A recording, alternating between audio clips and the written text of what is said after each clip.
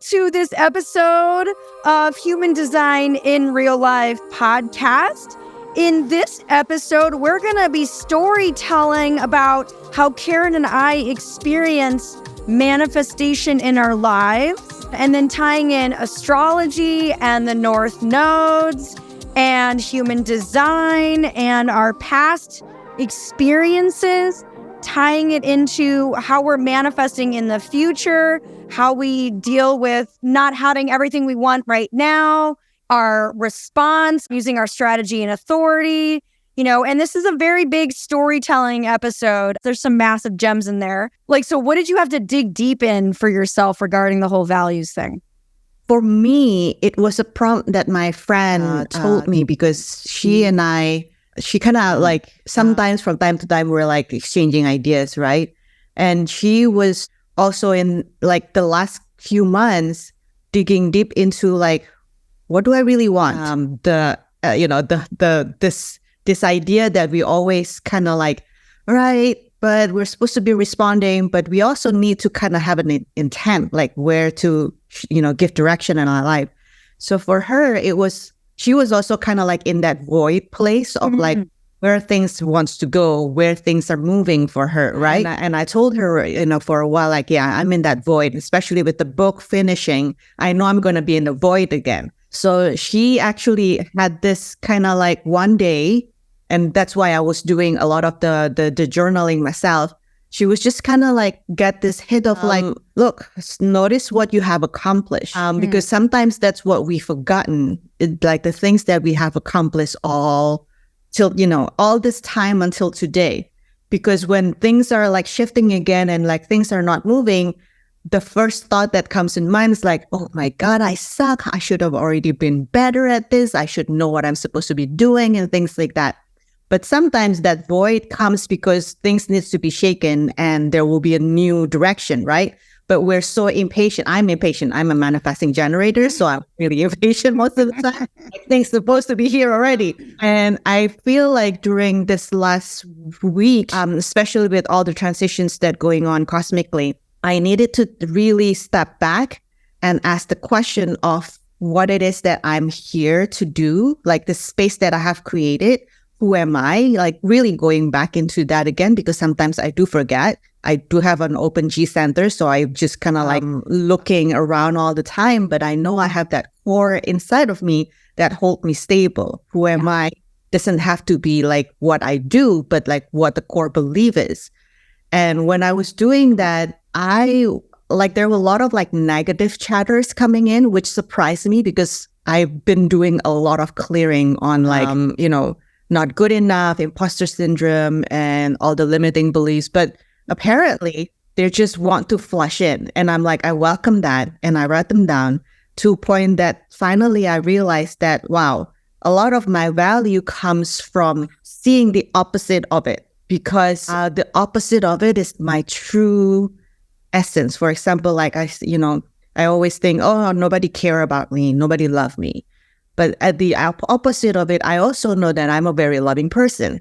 So which one do I want to believe more? One that I don't have love around me, or the one that I know I'm actually creating love? So a lot of it, I was just kind of imagining I'm pulling everything back so that I can start believing in myself more. And that was the point of what this exercise with my friend that when she was telling me was that, nobody else going to believe you, period. Nobody else going to believe you more than you believe yourself. Yeah. Because everybody in the world is trying to fight for something, because we all going through the same insecurity at one point, right? Not just at one point, all the time. Yeah. And she actually in a very, she's actually working with a group of people who are trying to fight for affordable housing. Imagine the people that she has to deal with, which are the government people, right? Who will always go to the negative of it, bureaucracy, holding on to a certain way of doing things or beliefs. So for her, she was if I can't have what she said, a radical optimism or belief that I can do this project, that we can do this project, then the project's going to fall apart. And she said, well, imagine, and it was kind of reflecting back to me, you keep saying, Karen, that person happy, then everybody around you be happy. What if one person can just believe in miracle, then everybody around you is going to believe in miracle. So I was like, okay, got the point. So that's when I'm like, okay, I do need to believe in myself. So what do I have to do? So I really push myself to sit down, even though this is like the crazy thing. Part of me is like, who am I? It's like, I didn't do well in this. I suck at this. These are my failures. I have like so many lists of failures, right? Mm-hmm. I also then like, okay, I know this is not just me. What else are there? I literally sit down and like write down every single years in my life. I'm like, what have I achieved here? To the little things that I was doing in when I was little, because that was the precious moment. I sat down and realized even when I was only maybe second grade, I know about selling stuff. I know what people want, and I was providing them with stickers. Dealers. I know people, like I have a lot of books in my house, and not many people have that luxury. So I actually was creating library for my community in my second grade. So things like that, I'm like, wow, I actually was pretty cool when I was little. So I like gradually like, okay, what else are there? Like teenage year and college. And I'm like, wow, it's really easy for me to kind of hold on to the failures. Yeah. And seeing I was actually but I'm still this amazing person who can provide value at any moment, at every moment, that I have this capacity and space to create something out of thin air sometimes, right? Mm-hmm. Just because I'm very in tune to what other people want and need. At this moment, yes, there are things that are missing. So then I'm starting to see what the missing ingredients is. Like I'm not around people who I really want to be in. That's what I'm kind of like, kind of not in a very grounded place, because I don't have people that I really want to, to love and nourish, because nourishing is also part of my gate, right? That I want to create space for, because that's a lot of my open-centeredness needs to be grounded in something. Although I know who I am internally at the core, but I feel like my design is all about holding space because of all the open centers that I have. Yeah. So that's where I'm like, okay, this is kind of cool. How we started this conversation was because Wynd was asking, so what have you been doing that the book is finished?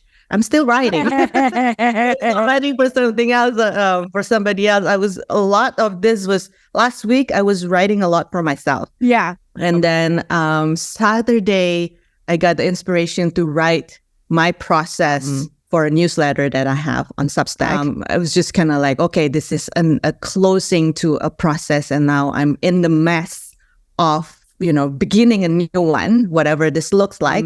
And so then I made a commitment as well to not stop writing, because writing has been one of the gift of this whole writing process, is that having some place to ground myself. Yeah. Is grounding for me. So that's another finding.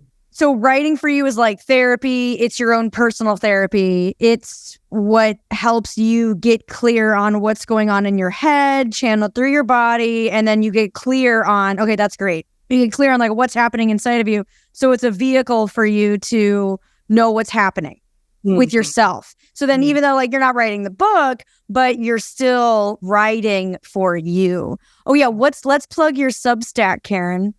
It's my first and last name, Karen Kartika. Okay. .substack.com. Okay, great. Okay, perfect. Yay. Okay, good.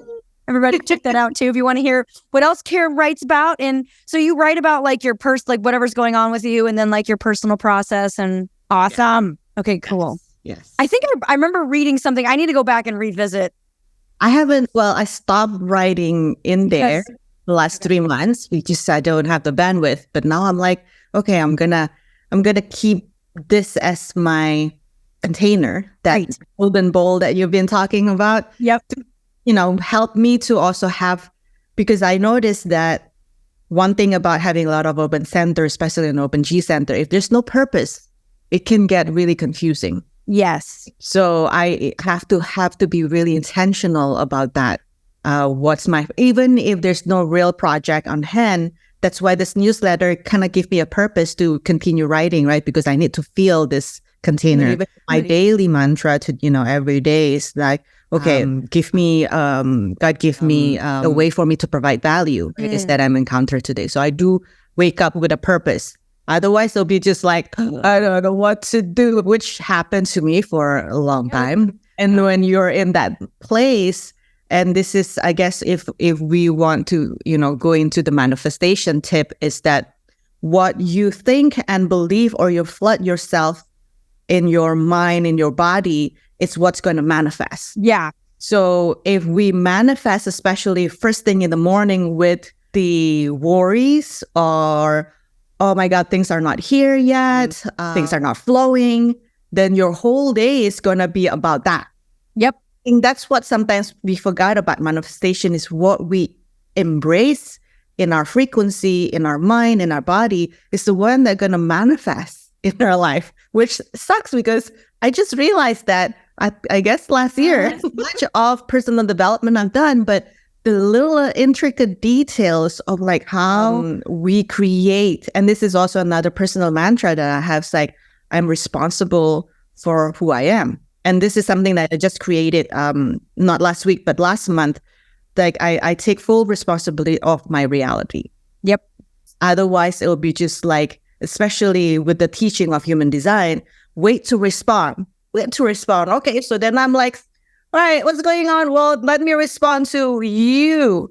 But then, I'm thrown to different pieces and things get grounded. So I have to really be and then, of course, there's like expectations, right? From myself, from others, or like how people want me to be, that's also the conditioning that we get from others, is like what people want from us, right? If we're not careful, then we're out of alignment. And that's where sometimes the confusion I have with the human design teaching is like, how much do I what is the actual responding? Which I learned very well. One of the best example of the responding in a good way was when I actually say yes to you, because that was kind of like, in the moment, things sort of kind of like, oh, this click. The energy click. It's not something that was just kind of like da da da da da, but things are in alignment. Like things are flowing right away. That was a good responding. Yeah. But that was also intentional, because I was in my own daily practice asking for something that is really in alignment, that will open door for something that I'm supposed to be doing, because I was place before of figuring out what it is that I want to do, because the coaching and the breathwork classes, those are great, but I was still feeling something else is missing. Excuse me, my throat is then got jammed. Oh, interesting. Yeah, right. Yeah, that did not happen when you were talking about your writing. Hey, there you go. So, like clarity, right? Sometimes clarity happen in it's not sometimes, but clarity happen in a moment, but you have to create the container for it. Yeah. And it has to be that beautiful golden bowl of container. Because if it's not that, then it will just be what I see myself before was more of like, changing clothes, like trying out different things. And that's the open G center can be, right? Yep. Great. Okay, great. Okay, but that's going to also be exhausting. Yep. But if I know the insight, which I'm finding a lot more of this through the teaching of Richard Rudd on that golden pathway, the first book, the activation, that the incarnation cross has everything. Yeah. That's it. And that's what I'm like every day. I'm aligning myself in there every day. It's still work in process, because this mind still wants to figure out. So you want the answers. You want the answers for yourself. How appropriate. So, and just to fill that in for everybody. So incarnation cross is the first 4 gates on the top of your chart. It's the sun, earth placements on both sides, on the left column and then the right column, just the top two gates. That's your incarnation cross. And then Karen's sun is 4, Karen's conscious son is gate 4, and that's in the Ajna Center, and she has to find the answers. But then what's funny is that she's like, well, I need answers for myself. And then the universe is like, joke's on you. In the paradox, you're going to find answers for other people, but we're going to be a little bit selective in when we're going to give you your answers for yourself. Thank you. You're going to have to wait for those answers, Karen. Yeah.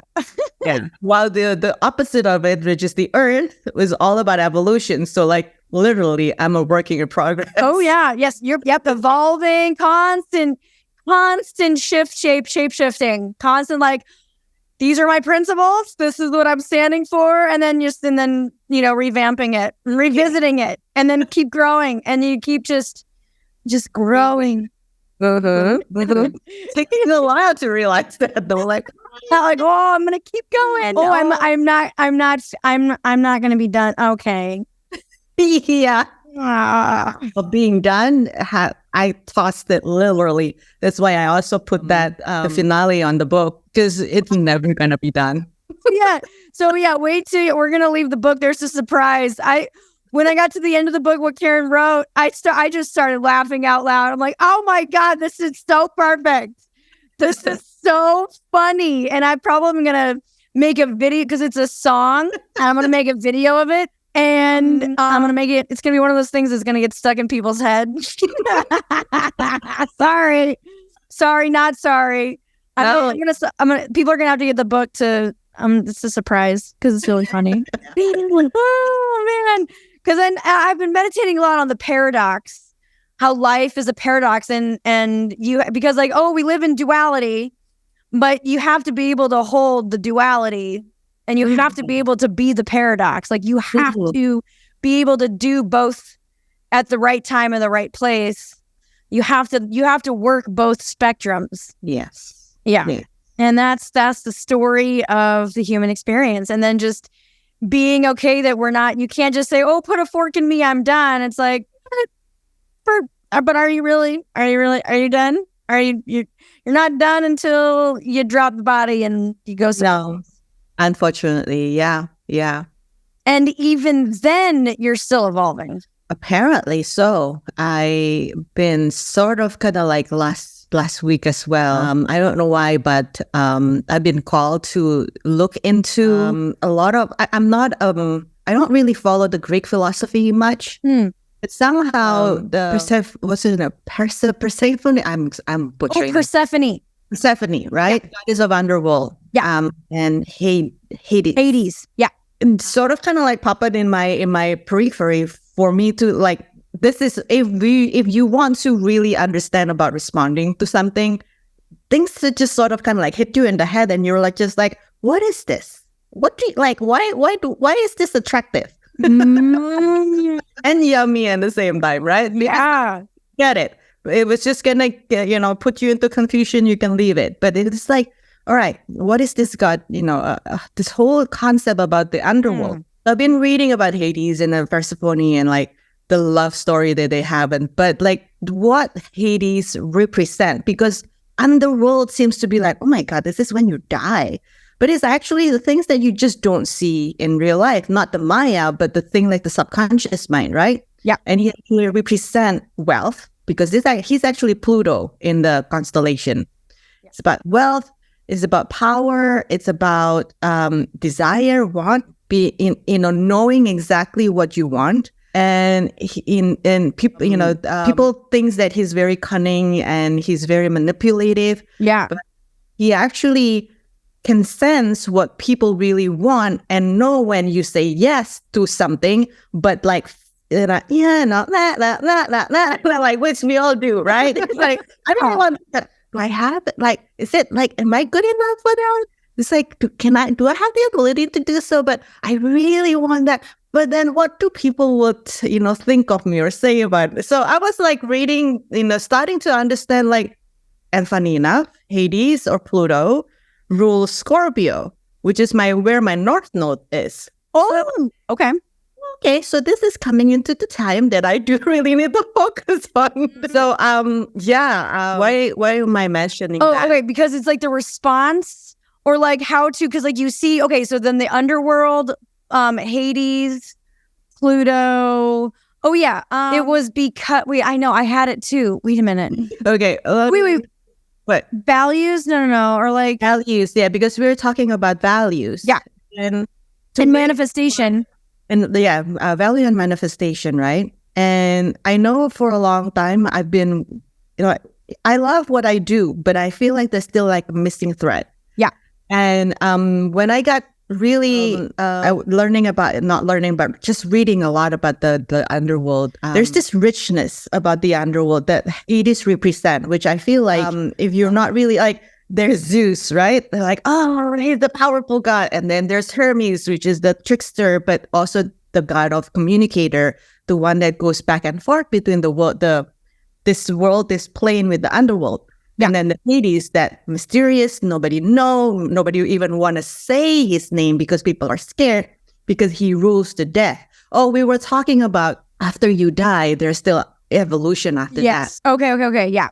Well, because he's the death in the underworld. He's the death. He's keeping the death. Okay. So like once you pass through his realm, you stay there. Okay. And no way that you're gonna, unless you negotiate with him on like, okay, but we're not done, so I need to go back out there. But he's like, that's his realm. Yeah. And he rules over it. Like once the soul is there, that's it. And there's like some thoughts that said souls that are there could be happy. Souls could be there that could also be lost, and souls who are there who are being tortured, which is the concept of hell for us, right? So that was for me fascinating because with what you say, like, souls can evolve. And I think, there's just a lot of philosophy of how that evolving can be. I mean, there's the concept of reincarnation, which maybe they negotiate with Hades to come back. But like, hey, there's only so much I can learn here. I want to go back on that faster ride. There's like I would like to. Can I sign up for ride B? I'd like that other roller coaster. That was fun. Can we try that again? Change it up a little bit. There is the river. That's funny because in the Greek philosophy, there is a river that I forgot the name of it. But when somebody or a soul drink from that, you forget everything, and you can that's when you come back or something like that. But there is that river that really literally wipe your entire memory. Yep. But the thing is, there is place to be lost in the underworld, just the same as we in the real world, right? The mundane world right now. Get right. Don't know what to do. Don't care. I'm just gonna living in the life like a ghost, like a zombie. So there's like that kind in the underworld too. But there's also in the underworld a place for people to be very peaceful, satisfied, happy, and just exist. Yeah. Like, okay, that can also be in here too, but we're always kind of like, oh, but I want more. And then trying to like be more, which is great because this is the place to do so. Yep. But evolution wise, I feel like, okay, I think I'm ready to just stay there. Yeah, like it sounds like a vacation spot. Like I just want to relax and like, and like, oh, okay, well, I'm just gonna go to the beach now and just take a long extended vacation, and then I'm gonna reincarnate or even do some other evolutionary stuff for myself, but that's gonna require work. So I'm gonna take a vacation from everything, and I'm gonna, right? Yeah. Yeah, then it's like, okay, so underworld is not so bad now. No, and it sounds like there's a heaven, which I would consider this vacation place. Be like, hey, yeah, I just eat bonbons and like I'm on the beach and the sun's on me and I don't have anything to do. And I can get hurt. There's no more pain. There's no more illness. It's just like, so it's not bad. And I wouldn't even consider it purgatory. But then like, you know how when you have like, okay, like I always heard when teachers, because like my mom's a teacher, I have like, you teach and then after, and I've taken a long extended sabbatical in between. I was off for like 3 months where I just literally did nothing. And I just literally did nothing. I was like, I'm not doing anything. I'm just doing nothing. And coasted on savings for like 3 months. And then by the time 3 months was over, I was like, all right, okay, I'm bored now. I'm bored. I did it all. I'm totally bored. I need to do something now. And then I was like, I need to be creative again. And I stopped even being creative. Mm-hmm. And that is a huge manifestation. Like if you're feeling uninspired, or it's just like, well, create something, like anything. Yeah. You can cook food. It could be like anything. Just create something, whether it's in your writing, it's sketching, it's in just playing around in Canva, even if you need like a purpose, like, or it's gardening, or it's decorating your home, or putting on an outfit that you decorate yourself. Like, it's just, yeah. And it's so appropriate because like right now, as we're recording this, we're in the gate 12. So I call this gate the artist. Then there's like multiple, but there's a reason, because it's like you're in a standstill, you're in stagnation. And, instead of getting frustrated about it, tap into your creativity. Like because it's like there comes a point where you need to just like, there's that, okay, well, we're just like at a pause. We're at a crossroads. We're at a standstill. Sometimes I don't want to talk, or like channel it into video making or there's just like so many different avenues to be creative, or actually literally just sit and do nothing. And this is another concept of the underworld, right? It's not about the nothingness, but if you allow that stillness to be, and you go in deep into yourself, there's a wealth of treasure, which I am also, even though I'm a hypnotherapist and I've been practicing hypnotherapy even on myself for years, I just realized there's this one layer, which now it just came into my awareness, that does not want to be open. And it's actually manifesting in my jawline, which is, I don't know if I told you, I've been struggling with TMJ, right? Yeah. And I have this back pain that whenever I wake up, I'm like, oh, I thought it was old age, but apparently not everyone who's old has this problem. And then the TMJ has really, bugging me for the last one year, actually. Okay. I thought I was just like, and I've done acupuncture, it goes away and it comes back, it goes away, it comes back. I've done everything. And then during one of the really deep meditation that I had last week as well, like everything is just coming up last week.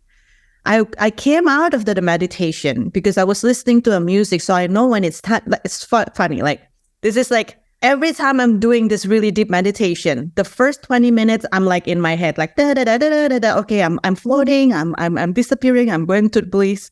And then toward the second part where I'm supposed to be like starting to expand my consciousness and all that, I'm starting to like have all the visuals, and then I'm dropping into blank. Like literally every time. I have done this for maybe 10 times, and it never missed it. Like, I'm like the first 20 minutes, I'd be like, yes, I'm finally peace and calm and bliss. And I really got into that stillness, and I'm starting to see the visuals, and the visual getting bigger and bigger, and then I went into black. Mm-hmm. And when I'm into black, I'm like literally in black, deep sleep, but I'm still conscious. I hear the music, but I'm totally like blanking out. And then this last one that I was doing, as I'm starting to hear the music coming back, it's like, I need to wake up. Like literally, my mindset, this is the process. I'm going to wake up. I'm like, oh, why is it so short, right? Why is so short this this session? How come I'm already how come it's time for me to wake up already? So I was like my mind is going. My mind was doing that, and then I was like, oh, this is so nice. This is so peaceful. But then I realized my jaw was like clenching. Then I'm like, wait a minute. If I'm in deep state of relaxation and bliss, how come this is clenching, right? So something about my body is protecting me on a subconscious memory or whatever, fears or things that I have not really looked into. Even I don't, like subconsciously, I don't even want to open it up because of a big fear. Yeah. If I really tap into it. So that was like something, it's almost like you found a box. It's almost like you found a box inside yourself and it's sealed. And you're like, wait, what is in here? what's in the box, and your subconscious and your mind, and it's like a protective mechanism. Yeah. And you've been in the void, but it's related to your jaw. And so then it's never clenching. Wow. And then I realized this meditation is all about like really expanding that consciousness. Yeah. Really going deep into like even opening up about like consciousness beyond what I have a handle on right now. Okay. And it's what is it called? A gateway to something. Gateway to consciousness or something like that, because I really want to go deep into the idea when I was doing this was because I really want to get to who I am deep inside my soul. And the intention was to speak to my higher self. I really want that connection. That's what I've been craving for. Yeah. Because I do have the connection with the divine, but I know there's a deeper layer to this where I'm connected to my real truth of who I am. And the 10th attempt of it, I'm always falling asleep right in the middle. Okay, I'm going to ask you a sacral response question right now. Do you want to open the box inside you? But it's scary.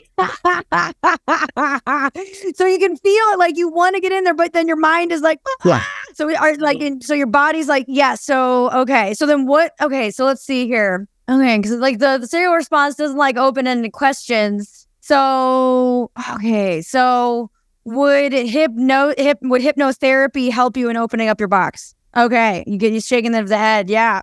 So hypnotherapy so do you take yourself on journeys when you do this, or do you? Okay, okay. I think I need somebody to hold the space for me. Okay.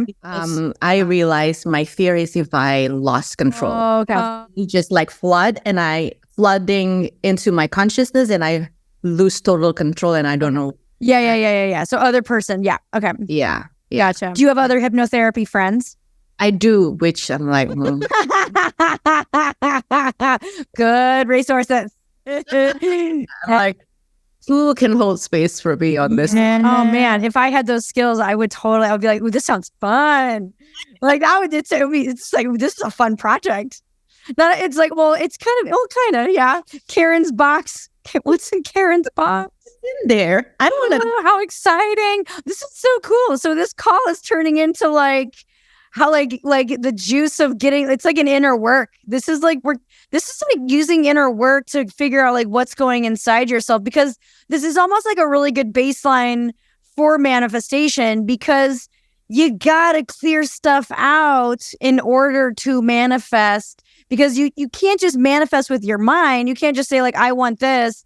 It has to be heart coherence. It has to be like emotions, how you're feeling. There's a direct connection between feelings and thoughts, and then feelings with like, and so solar plexus feelings in the human design realm, solar plexus feelings connected to your heart consciousness. So gut health, gut, solar plexus, heart, throat, chakra. I mean, it's all the chakras essentially, right?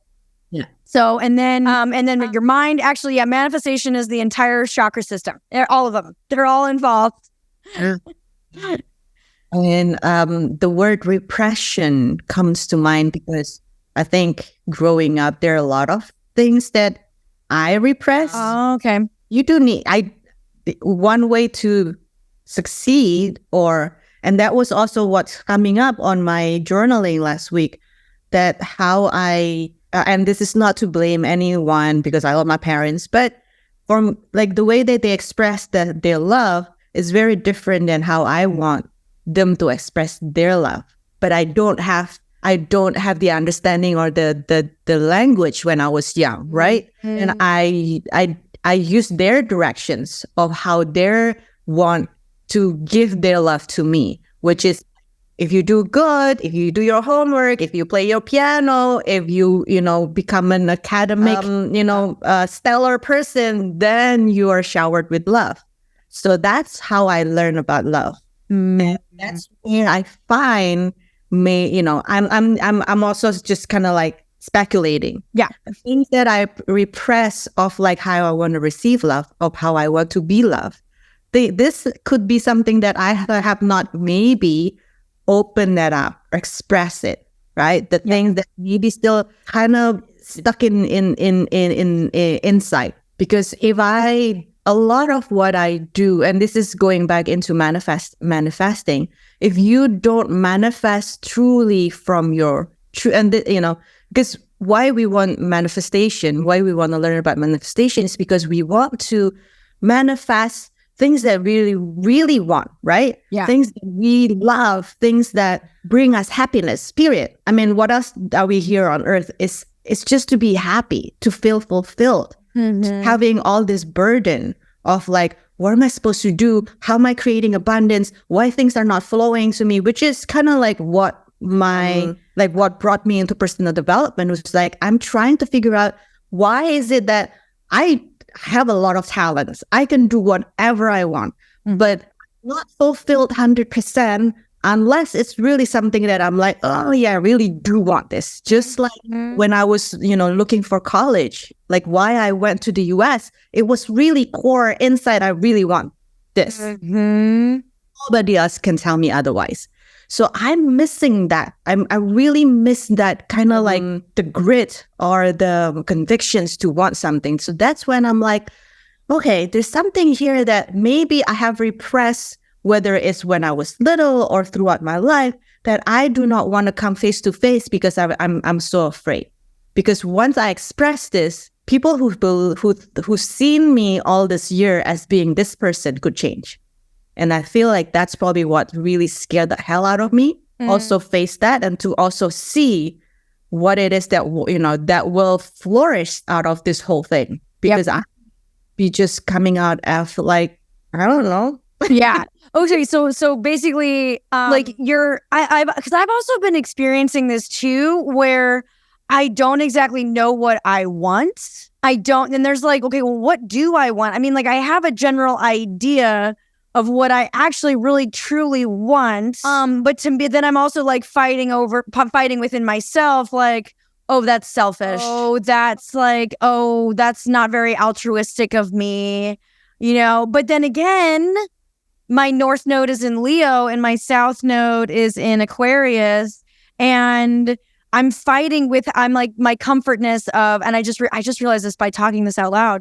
I'm fighting the fact that I'm like, oh my God, I'm supposed to be like a selfish a little bit. It's about me instead of my like for the greater good. And it's hard because I've always associated like, well, self-centeredness is just, that's very egotistical and like nobody, it's not about me, but it is, which is weird. So then we're just coming out of in the North nodes. You had a nodal reversal, right? Because like your North node's in Scorpio and your South node is in Taurus. And so you just got like spent this last year hanging out with like the good parts of Taurus for you and be like, so it's like comforting and like, so do you have any, I mean, I'm just talking about this like right now, just, do you have any gems of what you learned about like your Taurus North node that you're taking with you into now, like from your Taurus South node into your Scorpio North node as you move forward in your journey? I like that question. For me, although it's kind of fuzzy, but I feel like when the North node was in Taurus, it does feel more familiar. Yeah. Although things are slow, it's Taurus, but it like I felt like there's an organization to it. Like there's one step after the other. And in going into this motion, like remembering Taurus, although I do have a lot of Taurus in there in my chart too. I have my Chiron and my Jupiter in Taurus. Like it's kind of like the whole Taurus, Chiron in the early degree, and then Jupiter at the last degree. So wounding and expansion. Like, great, wow, full spectrum. Plus North node or South node, yeah. And the South node in there too. So the South node is the Chiron, and then Jupiter is at the very least, like literally 29th degree, like about to leave into Gemini. So there's a lot of familiarity. There's a lot of kind of like I guess expansion in a way that it's it's remembering that I have everything that I need. Earth plane, resources that I have accumulated prior to this nodal, the nodal reversal.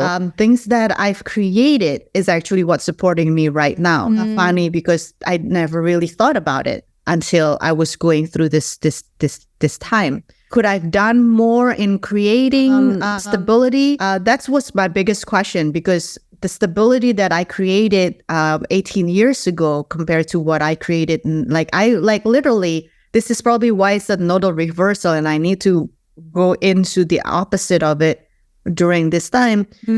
Things that I used to think matter before doesn't anymore.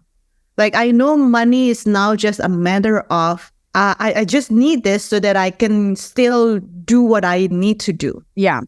Not about something that, because like Jupiter and Taurus can be really like luxurious, which that was my theme when I first had that.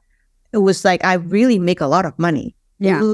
Really make a lot of money, but I also spend it in like luxury goods because I want to look good. Yeah. It's again, that doesn't mean that you cannot look good. I think everybody can enjoy looking good and looking very fabulous and luxury. Oh, yeah. But the idea, the meaning of that compared to now shifted completely, because there's this underlying layer of like, okay, now I get this money energy. Like, yeah, it's there to support me, but it's for me to support my mission, period. Notice, like, with the money that I have, it's not about survival or just looking good or feeling good. It's about what I can give to others and like real money to others, but in the things that I can create for others so they can be living their healthiest and best life. So I can take care of the people that they themselves cannot do it for themselves, because there are people who just don't have the luxury that I do have in thinking, intelligence, or like, just the ability just to create, right? There are people who can, and I want to help that. I have a mission. I want children. That was a realization that I have. Like, I really love having young soul around. I'm going to create that if I don't have money. And that was my journey toward the nodal reverses. Like, I really want children, but I don't know how to do this. I want a partner and I want to have a stability, but the stability was never there because I never really understand how to create that.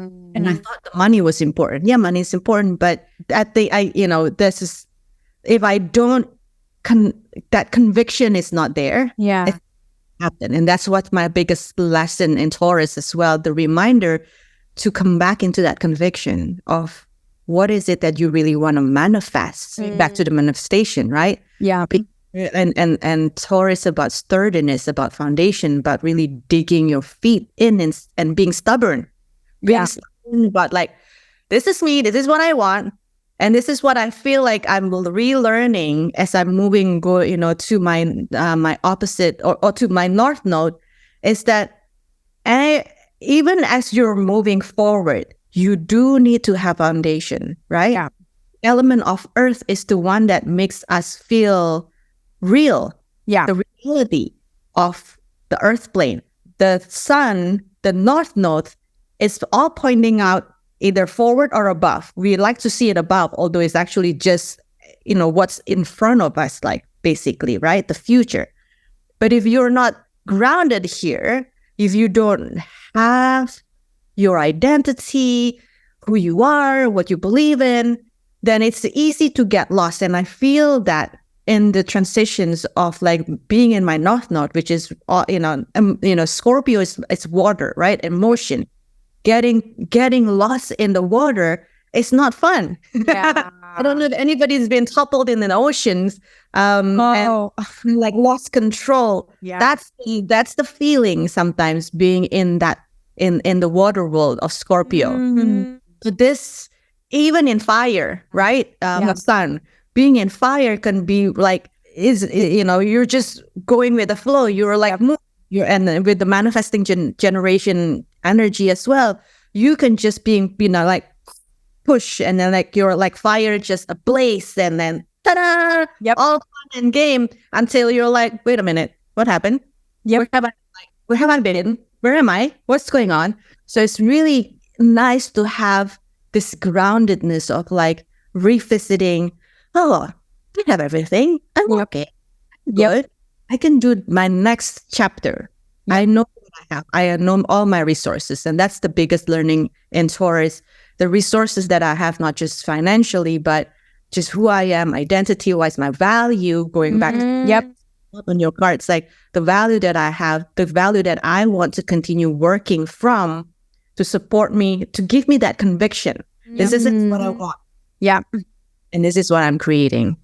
And so, I'm excited about what's opening up. Like what's next, like what is next? And then just trusting that so basically like what I got from this Taurus North Node phase was that trusting that the resources are there and we don't have to. What I find is that, my mind is like, okay, well, where's it coming from? Where's it coming from? Where are we getting? And then it's just like, no, it's just there because you are your value. You are the value. And it will just come and like know that you will be able, we wrote this book during North Node and Taurus. This is a huge value creation project, the book and the deck and like everything manifested. So like this is, even though I have those moments of like, what? I'm like, no, but this is so good. We're at Windstorm, you're working it. Like you and Karen worked it. I'm like, oh my God, you're right. Oh yeah. And like, cause like you forget it's just, you just forget like how much time, energy and effort you did put into it. But then you're like, oh yeah, well we did put a lot into it. And then like, but now that it's done, it's like, isn't so bad, but it's like, but do you know how much you put in there? It's like, yeah, writing a book is no joke. Like that is seriously, anybody who ever says writing a book, like, yeah, no, you try writing a book. Yeah, go for it. You do it. It's not easy. So the discipline, and I think that's also like Taurus is the stubbornness is also comes in the discipline that Taurus have. And I've seen this in like Sun Taurus, like how they can just do something over and over with Sun. Like, I hate to say it as a discipline, but people can also see it as a devotion because mine is a true genuine Taurus. And for the longest time, I couldn't really understand how he would go to work every day, stuck in traffic for over 2 hours one way. So imagine 4 hours lost in a day for him to be stuck in traffic. Wait, who is this? This is my father. Oh my goodness. Okay.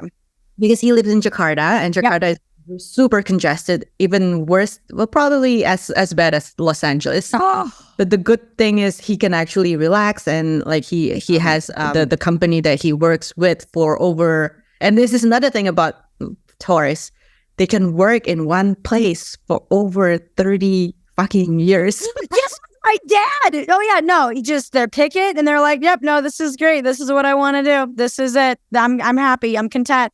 I don't want to change. This is great. Their bullshit. And then I asked him like, why this company? And he got poached by multinational companies.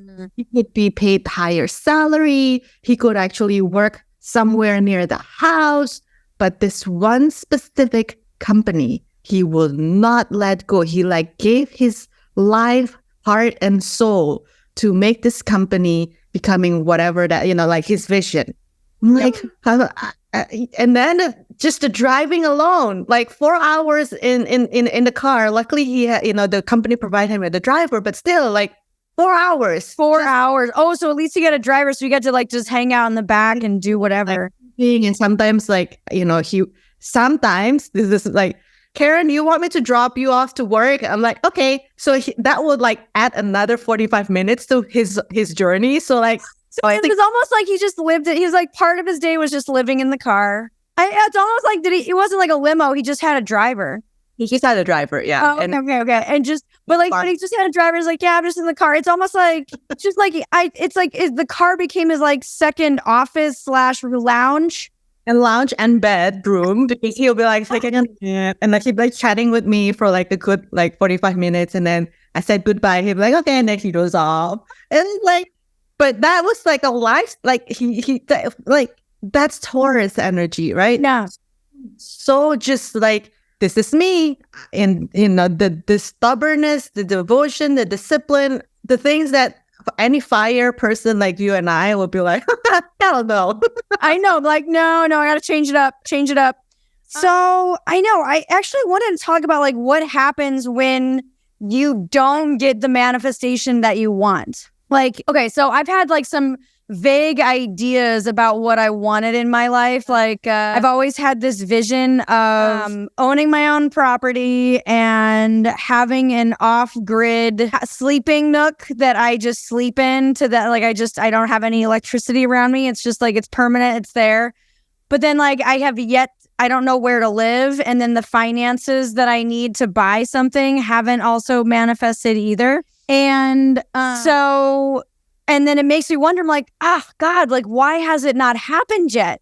But the things that I did manifest were, I got to go have this wild adventure of house sitting for 2.5 years, and like was completely supported by the universe, has an amazing, trusted house sitters profile where we have like 5-star reviews and can basically get, as long as like it's like a perfect synchronicity alignment, like we have no problems getting house sits, or we have like a really good reputable thing. And then having that allowed me to live in Hawaii for 6 years, and got to see 2 lava eruptions, and spent COVID over there, and got to live there for 6 years without having to pay rent or any bills. And, I was like, wow. I'm like, so I was able to be abundant in other ways, in like the gifting and the sharing economy, not necessarily the financial economy. I mean, it was fine. I mean, I paid my bills, and like, I just didn't have a lot. Like, I just didn't have a lot of bills. I did other stuff. And so it's like, well, I was able to manifest certain things. But then me moving to Hawaii and allowing that whole thing to manifest, and like being able to ship the car out of place, and like manifesting a house sit in right outside of San Francisco in order to ship the car easily. Like everything just fell into place. So like because 2 years prior, we set the intention of manifesting, like, okay, well, I want to move to Hawaii. Like, I need to move to Hawaii. Like, I'm feeling the call to Hawaii. And essentially, moving to Hawaii was very in alignment with my North Node. Oh, I had a North Node return. My North Node return was in 2017, 2018, where the North Node was in Leo and South Node was in Aquarius. And when I look back at the North Node, South Node turning, or the return, or like the nodal reversal for me, no, I'm sorry, the nodal return. Yeah. It was the nodal return. That was the year that I was being very much in my Aquarius South Node of like community and like community living. And that year it was just like one thing after another. And then by the end, it was like, no, this is not it. This is not it. This is not what you're supposed to be doing. And by the end of my North Node return, at the end of November, when it was coming to an end, 3 weeks or 4 weeks prior, I had just human design came to me, and then I was like, okay, I guess this is setting myself up for this new trajectory. So it was like North Node return, just nope, you're sorry, you are not. And I wasn't even really in this. I wasn't really paying attention to this astrology. I mean, I had like kind of, paid sort of attention to it, but I went into a different field. And like how we were talking about earlier, how G centers can just open G centers when you have nothing. I mean, just completely white, or having a couple of gates defined in there. You just don't know. Like, you just literally don't know. It's like, you don't know where your direction is. You don't know what you're supposed to be doing. You're just like, I don't know. Let me just throw something at the wall and see what happens. I'm like, I kind of have an inkling, but it's like this very hairpin trail of going around in these like loopholes and just turning and one thing leads to another, and then the next thing you know it's like, oh no, this is what I am supposed to be doing. Like I haven't had that feeling. Like when I was growing medical cannabis during this time before I started doing what I'm doing now, when I got to the point where I had completed and I had learned, and then it was just like a matter of keeping up with the maintenance and learning everything. Inside my G center, inside myself, I was like, this isn't it. This isn't it. I had the feeling. I was like, oh God, I manifested it. Because I did want to grow weed for a while. Like I'm like, okay, I want to learn what that is like. I want to do this. I want to learn to do this. I want to see if this is it. I want to see. And I manifested that ability to do that. And yet by the time I was finishing that cycle, I realized inside myself, oh my God, this isn't it. This isn't it. But me doing the human design, me doing this, utilizing all my skills, utilizing even like my college degree, I'm like, oh my God, it's actually coming back together, and being my Aquarius technology, utilizing my Aquarius South node in a way, technology wise, using it that way into this. And I'm like, whoa, okay. Me, my Leo, this is all setting up, and I don't have that feeling of this isn't it. I have a feeling of, oh my God, this is it. Nice. And then dealing with my insecurities and my fears and all my, oh God. And at least like I hear everybody say that like, oh no, we all have insecurities. Like that's never going to go away. That's just there. You're just always going to be insecure. And I'm like, oh, okay. And then just dealing with it, but just my whole thing is how do I deal with my insecurity? I create. And I be creative, and I just throw my energy into my creative process. And I also throw my energy into things that are familiar and things that I can do fast. Yes. Things like how, like you're writing, mine is designing stuff. Like just like making art, pictures, design. And then conveniently, I'll have every now and then, this doesn't always happen, but like I'll throw myself into a design project, like a, graphic design project, whether it's, given to me by someone else, or like it shows up in my lap and I'm just like, oh, I can do this fast. And it's satisfying. It's almost like, I'm not a generator, but I do have that, like, I know that generator feel of like, oh no, I made this. Like, ooh, it's therapy. It becomes my therapy. It uses my skills to do therapy. And then like, it takes me out of my insecurities, and puts me into the place where I get to be creative. And even more so, which is this is so awesome now that, because like I'm working on the book right now, and like just about to like go into the final edit of taking your amazing architecture of like how you, oh my God, I'm just like totally blown away. And then I get to like sprinkle in just like little tidbits, like just little things that I just like to remember, like little tidbits that like I feel that like, oh yes, this is like just tying it in. And then like also my gate 18, the editor, I call it's like the editor gate, or like the final editor gate. And it's just like, oh, okay. And it's, and because whenever I was sending you voice memos, there's things that like I would forget to say, or things that I forgot. And then, and then it's just like, things that I forgot to add in. And then now looking back on all the things that I did say, and then I'm just like, and add this little sprinkle. Just a little sprinkle. Good. And it's so great. So like your writing gifts, my visual gifts, and then now it's making me enjoy writing for fun. Good. I'm now enjoying writing because I used to hate writing, hated it. Oh God, burning passion, hate it. That's why I was like, I'm going to just make pictures. But then now it's kind of fun. I'm like looking at writing in a whole new way, and making it be more fun and enjoyable, and looking at it as an art form, but with letters and words and just turning it into, and also creative, because it's also art. It is art. The language is art. Actually, funny story. So I went to school for mass communications, with major in TV production. But when you studied mass communication, one of the class that we have to, like the foundational class that we have to pass was writing. Freaked the hell out of me, because here I was, came from a third world country. Well, I spoke good English, but writing and speaking, like, and in the US, like in any class, you are graded for your, like, your hands up and giving and throwing ideas and speaking. And I'm like, oh my God, this is so stressful. And then writing on top of it. I'm like, great, I'm going to flunk this whole thing. Lucky enough, in the writing class, they have the professor assistant, like what they call that? Kind of like a mentor. Yeah. So when starting to do our writing, we could go to the mentor to like have, him or her check the writing. Is it like following the structure that the teachers were teaching, and so on and so forth. Fun thing is that my mentor was actually pretty handsome.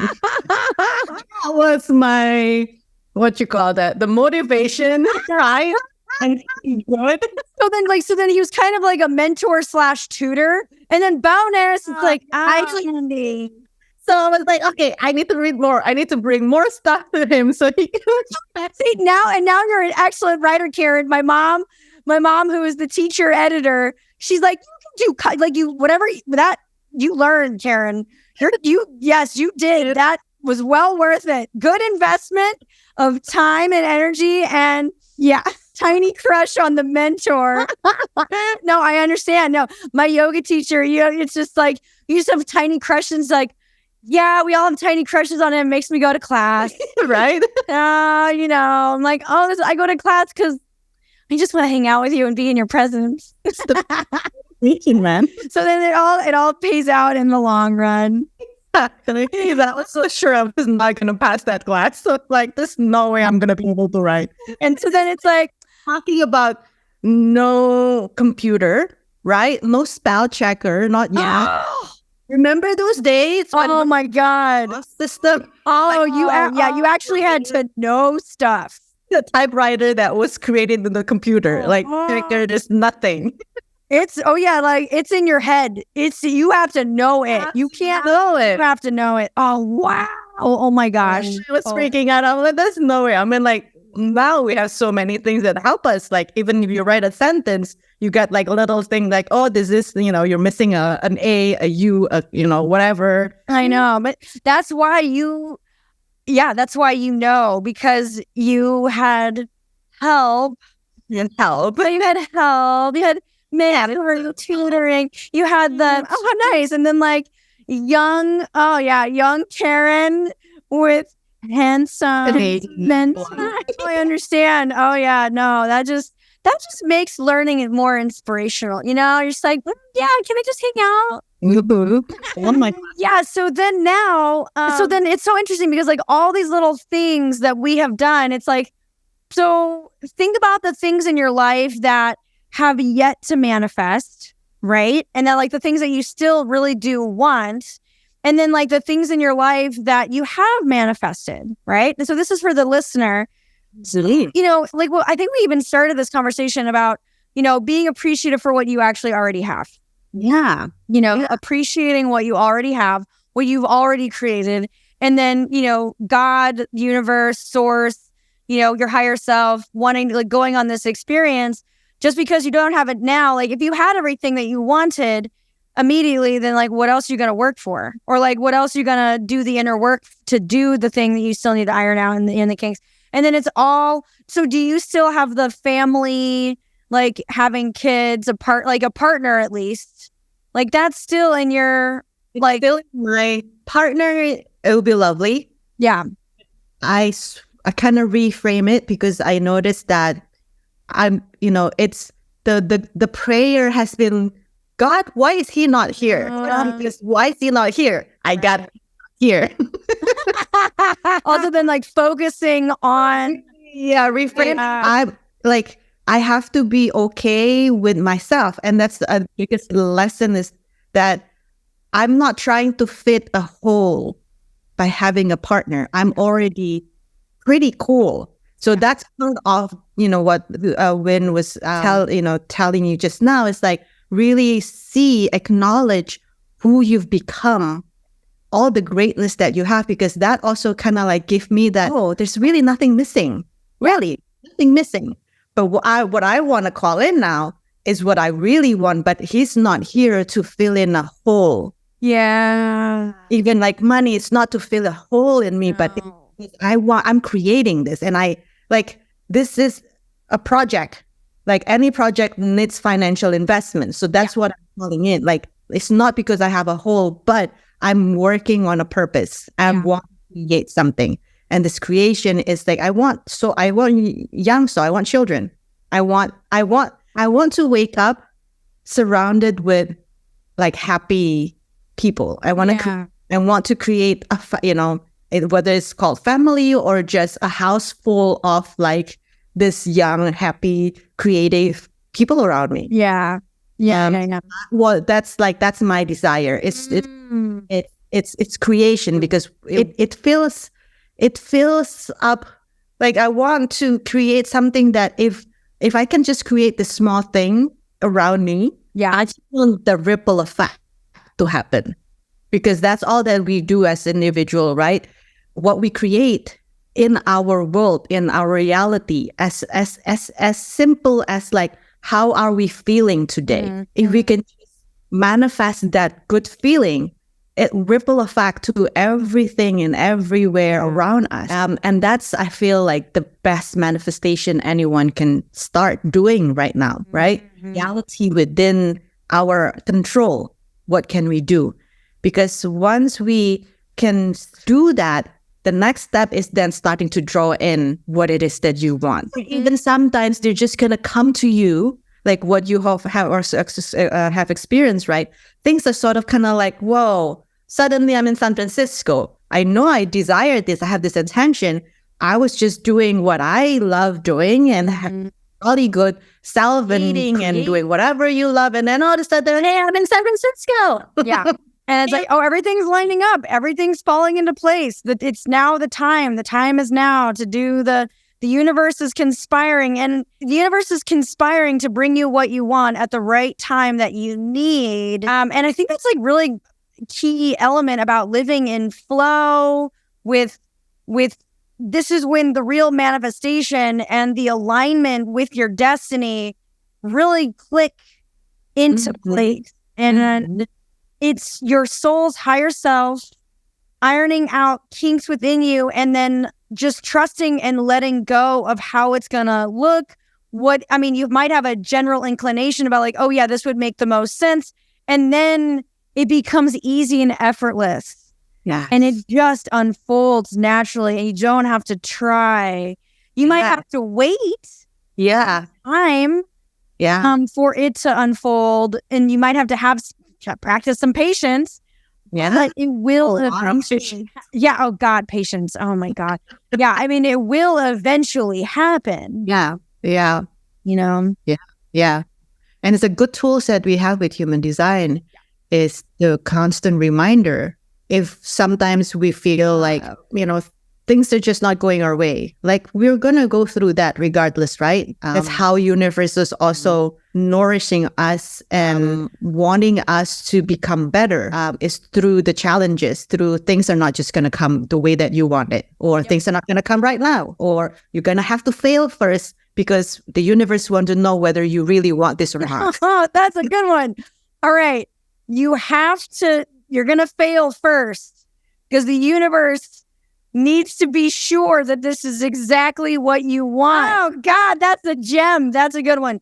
You have to be prepared to fail, and maybe even more than once. So because the universe needs to be sure. Is like, are you sure you want this?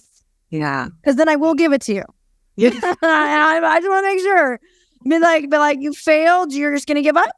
You are going to change? How are you doing? Because then I'm like, all right, fine. Okay. All right. Okay. You really do want this. You really do want it. So, okay, it's going to happen. Yeah, exactly. And now we have all those of you who are listening here, you've been blessed with knowing human design or maybe even other divination tool. Yeah. When things are just kind of like in chaos like that or in a mess, yep. It's so good to be able to just see who you are through the design, realign yourself, and reinforce the belief that sometimes could get really, tossed into the big question like, is that me really? Am I supposed to be doing this? Especially when God is challenging you or universe challenging you. I'm just gonna make you fail to see whether you want it or not. And in that moment, it's either you're gonna say, oh, maybe I am not good enough. Maybe this is not me. Or you choose the human design or whatever divination tool that you have and really see it for yourself. I am supposed to be doing this. So whatever, God, just, give me more. Give me that more in alignment with me. Because sometimes the failure could also be like, okay, it's a test, it's a dry run, but there are more. Are you ready for it? So you're requesting, give me more, bring it more in alignment. It's making that coming together instead of apart. And that was part of the mistake sometimes that like, this is just too difficult. This is not me. And then when I keep looking at my human design, but like, I'm supposed to be doing this. What the hell? That's when I'm correct. My prayer, my affirmation. All right. If that's not it, bring the correct one. Bring correct one so that I can be more in alignment of what it is that you want me to do here on earth. God, I had this huge aha moment just now about, me. I had this dream and vision of living in Hawaii and growing medical cannabis. And, I was like, oh, yes. I mean, I had this vision for years of manifesting. But then what's weird is that, yes, it happened. Yes, I was given the place to live. I was, I had the free place to stay. I found the way to make the money. I found I had all the things. But then by the time I manifested and got to it, I checked in with myself and I just remember I was like, oh man, this is not it. And then, but then through that experience, I was introduced to human design. I was in the right place at the right time to catapult me into this new thing. I found my thing. Me doing the human design and what I'm teaching or talking about now and doing the podcast and talking and sharing my insight and opinions, and I got to practice on my grounding of being a little bit more provocative. I'm going to work on that. I'm going to be a little bit more polarizing eventually in the future, but I'm going to work up to it. Working up to it, But it's like, me doing this is in alignment with my incarnation cross. This is in alignment with my human design. This is definitely alignment with all the things that I've learned in my past to manifest me to get to where I am now. So I'm not exactly where I want to be. I don't like my ideal place of where I want to be, but I'm getting clear on on what that is. And then I have all these other resources in my past and at my disposal to help me get there. Right. And so you have these resources for you, Karen, in order to help you get there. And then it's just we're just keep walking forward. And then, but we finally have that golden nugget and that gem or that vision or that insight of as I see for you, Karen, you're surrounded by happy, joyful people and you're surrounded and that is your life. That is however the wind blows for you in that regard or whatever that's going to look like. But it feels like that's a solid vision or a solid, this is, you just imagine the people around you. And so that's your goal. My goal is we have a home and it's exactly the energetic match for me. I don't know where it is. That's another big thing. I was I don't know where it is. It could be anywhere, but I don't even know where that is. I don't even know where I would want to land or put a home. And even I check in with myself. And so I had to check in with myself about, well, what's preventing me from having this? And it's just and also very Aquarius, my nomad, my South Node nomad of not putting down roots anywhere. And I'm oh my God, I keep doing it, but I haven't, where do I want to put roots? If I was going to find somewhere because I haven't been happy enough with the location that I wanted to stay put. So finding a home to stay put. But now that we're back on the mainland, we have options to now revisit locations now with this new insight, new possibilities, new aha moments. So I'm looking forward to this new chapter of still being a nomad, revisiting where do we, I'm definitely feeling massive hits to the Southwest again. Nice. Desert, because I want low maintenance, well, it has to have a well or water on the property. But low maintenance, I don't need to take care of grass. I don't mind cactus, exotic enough. There's something pretty magical about that whole region for me. And then like I still like being called to the Southwest. We entertained the idea of being in the middle of America and to the east. And I'm like, okay, no, I can't do it. Part of me still like go out west. I'm like, oh my God, okay, that's still there. So it's gonna be like a new revisit, a new revisiting. Yeah. So I think this is the perfect time to do it because I don't know what your timing is, but until the end of this year, I mean, all the big planets are going to retrograde very like systematically one by one, all the way to September. Okay. There's a lot of reviewing, right? Like Pluto is the first one last week went back into Capricorn. Yep. Okay. Saturn's going to go retrograde, I think, this weekend with the new moon. Yep. And then after that, Jupiter, and then there's Mercury retrograde and so on and so forth. But it feels like this is like if you're being called to review places, yeah, I feel like this would be the best time to do it because things are going to go back and shift around again. I feel like early next year, where you're just like, especially when Pluto is going back to Aquarius, things are just going to like...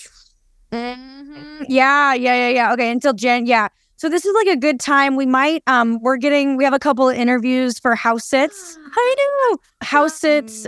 We have one. Yeah. So, but we applied to 2 and we'll see. One of them's only for like a week, but it's in New Orleans in like August, which would be so fun. That would be so fun because, who knows if we get it. But then this other one, is in Durango, Colorado for 6 weeks. Whoa. September through the end of October. There you go. I know. So we have that call like to see if like we're a good fit in like an hour or so. But we'll just see. I know. So then I'm hopefully this is kind of like we get to take trips, but then like we come back to here. And even my dad's like, you're leaving? Wait, why? Really? You're leaving? Like, well, we just want to keep you here. And I'm like, Dad, we're going to be traveling. We're going to come back. He's like, okay, all right. I like you here. I'm just like, I'm like, okay, Dad, well, I gotta get, and my mom's like, go get out of the house, go travel, go do your thing, and Dad's like, but I like you around. We're like, okay, well, we're going to be here. We're going to not be here. So, It's not like you are out of the country. No, I know. You're not in Hawaii. That's like more than 6 hours plane ride. More than 6 hours, and it's a flight. Like I can't, I have to like get on a plane. So at least like we're going to be driving around. So it's almost, what's kind of cool? It's like we're revisiting our house sitting days before, like we're not like doing it out of survival. It's kind of like, okay, it's a working vacation. I take care of pets. I can take care of pets in my sleep. Like that's an easy skill that I can do, like no problem. Like I'm, part pet psychic. I'm not like completely in tune, but I know what they need. And, like I know how to, like I know. The whole entire time we're chatting calms him down. I know. Like I'm chilling here. All right, I'm listening. It's like the it's like if you ever talk to pet psychics, they're always like, the animals are here and they have a purpose. It's like they have a deeper, meaning when they're when they're incarnate. Like they have all the other subtle realms at their disposal, and then they do other work, and then they have like their dog life. So cute. He's so cute. He is well behaved. So very. So I guess like the point is just, you're always manifesting all the time. All the time. So be really careful how you manage your energy, your thoughts, your expression. Yeah. Because those are all counting. Yep. I was Sunday, I was like, oh, what am I supposed to do? Like, I'm supposed to be doing this, A, B, C, D. And then at one moment I was like, you know what?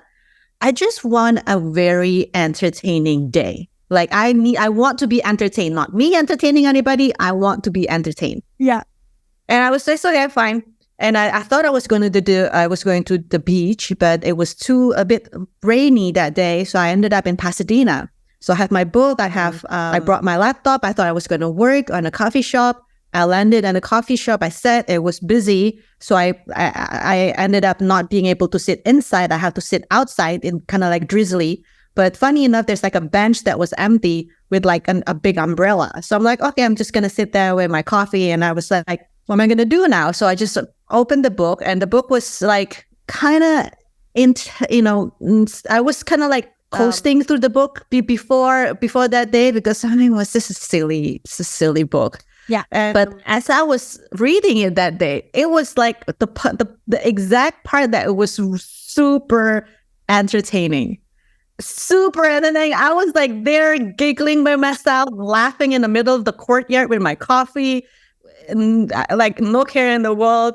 And I was like sitting for like maybe an hour and a half. I was like laughing and laughing and laughing. I put down my book, and then I got a text from Gabby. I don't know if you remember Gabby, because I was texting her earlier on, like, because she was asking about her Jupiter position and stuff like that. So I was just sending her that message, and then she messaged me back. And the whole time we were like giggling with each other, because she was telling me about how stupid things that like she was trying to manifest something. Again, it was about manifestation. She wanted something to manifest. When that manifestation happened, she was just like, I don't know what to do. This is overwhelming. I don't know what to do. I can't receive this. And then like a month after she was like reporting to me, Karen, this happened. I got paid staying in Korea. This friend of mine paid my whole trip and put me in a five-star hotel, and I was freaking out. Like, why are you freaking out? I didn't realize it could be that easy. And then I feel so uncomfortable because she spoiled the hell out of me, and I don't know how to be spoiled.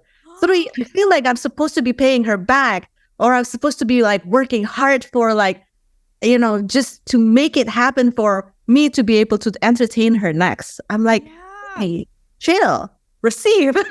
I'm like, I literally asked for entertainment, and I got entertained the whole day. Oh my God, I love it. Yeah, right? I know. It's just like, pay attention to your little manifestations. Hey, like, it doesn't always have to be the big old grand manifestation. It could just be like, what do you feel like doing? And then following your strategy, following like your gut response or whatever your authority is. Just, letting go, getting out of your head, scrapping about like what you think or what you think you should be doing, and just be like, whatever. I'm just going to do what my body wants me to do right now. And I'm just going to go with, I don't know, it might not make sense to my mind, but I'm going to do it anyways and see what happens and forget it. Like, it's like those times that like you want to manifest, and then you slap the book down and you're like, whatever. Okay, forget it. I'm going to go eat some ice cream. You're just like, be a human, forget about it. Yeah. Go have some fun. Don't do what would make you have fun. Yeah. Anything to go have some fun. Exactly. And that's something that's so funny. Like what I'm learning about going back to Hades or the underworld, his thing is not about the mysterious death, like the death or the darkness. His thing is about wealth. He's the god of rich, wealth. And if you think about rich and wealth, it's all about the moment of what we like enjoy ourselves, right? That's wealth, I feel. Just the ice cream that we eat, the giggling that we have reading a book, and just like being in, like laughing mode, just seeing each other's craziness or, foolishness. That's richness. That's life. So if you think of it, the underworld or the death is actually ruling that. That means that's life. Like, don't make it more complicated than like the shiny big Zeus of like, oh, we have to be magnificent with our life. We have to show light. We have to show courage and power. No, there's this loneliness. And the underworld, sometimes the mystery why people are so afraid is because what is passion? Like, what is life? Like, passionate life. Yeah. Sometimes people are so scared because like, am I being so selfish? That's not altruistic. Or like, because there's a lot of taboo that part of society always throw like, oh, you can't be that satiated with life, right? That's so wrong. But what if the life is about enjoying the moment and experiences of it? And even the full spectrum, like the full spectrum of like just being a human. And what one of the this one girl, TikTok. Her name is Miss Money Working. Her name is Sam Rossi. She just did a little TikTok on. She's sitting on the couch eating a bag of potatoes, and then written on the screen it says, "I'm, manifesting the life that I want by completely and fully indulging in just being, not wanting to do shit for anybody, being completely totally worthless, not doing a damn thing, and not even doing anything for I'm just doing everything that I'm like."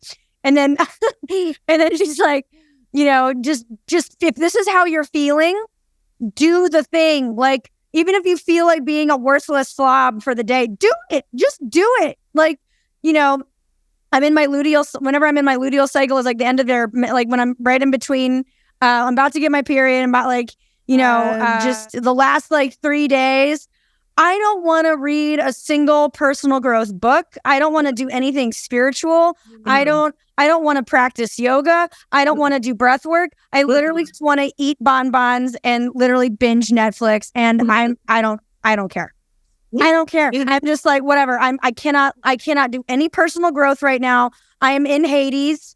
I'm doing the darkness, and I don't care. F it. And you're still manifesting goodness. Yes.